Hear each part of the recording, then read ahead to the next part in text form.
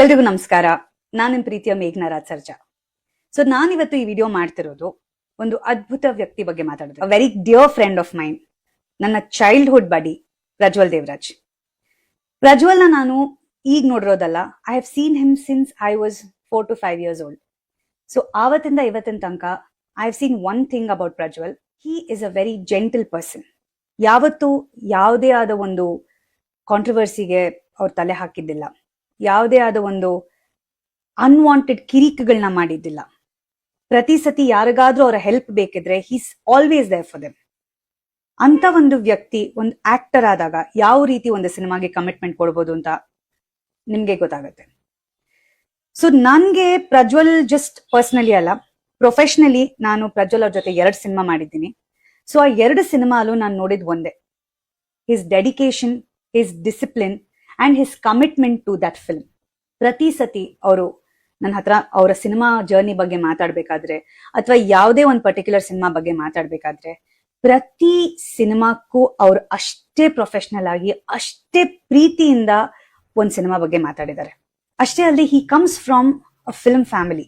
So ಒಂದು cinema ಕುಟುಂಬದಿಂದ ಬಂದಾಗ ಸಿನಿಮಾ ರಂಗದಲ್ಲಿ ಆಗುವಂತ ಎಲ್ಲ ಕಷ್ಟಗಳನ್ನ ಅವರು ಬಹಳ ಹತ್ತಿರದಿಂದ ನೋಡಿದ್ದಾರೆ. ಹಿ himself is a producer. So ಅಂತ ವ್ಯಕ್ತಿ ಬಗ್ಗೆ ಕೆಲವು ಮಾತುಗಳು ನಾವು ಕೇಳ್ಪಟ್ಟಾಗ ತುಂಬಾ ಬೇಜಾರಾಗತ್ತೆ. ಯಾಕಂದ್ರೆ ಪ್ರಜ್ವಲ್ನ ಕೆಲವರು ಇವಾಗ ನೋಡಿರ್ಬೋದು, ಬಟ್ ಅವ್ರನ್ನ ಪರ್ಸನಲಿ, ಪ್ರೊಫೆಷನಲಿ ಬಹಳಷ್ಟು ವರ್ಷಗಳಿಂದ ನಾವ್ ಎಷ್ಟೋ ಜನ ನೋಡ್ತಾ ಬಂದಿದ್ದೀವಿ.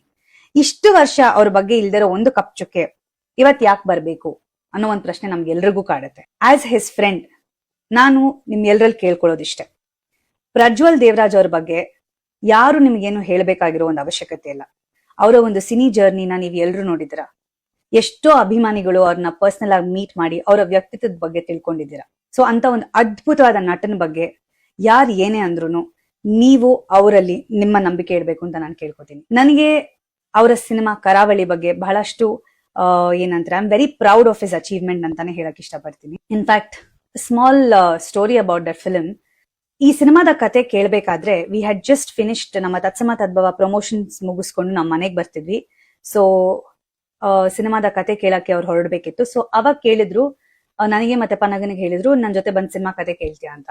So we had different commitments, we could not go. So ಈ ಸಿನಿಮಾದ ಕತೆ ಕೇಳಿದ ತಕ್ಷಣ he had called and told us that he was so excited about this film. ಇದಂತೂ ಬಹಳ ಅದ್ಭುತವಾಗಿ ಬರುತ್ತೆ, ಬಹಳ ವಿಭಿನ್ನವಾದಂತ ಕತೆ. ಅಷ್ಟೇ ಅಲ್ಲದೆ it was a very career defining role ಅಂತಾನೆ ಹೇಳಿದ್ರು. He was very very very happy and proud about this film.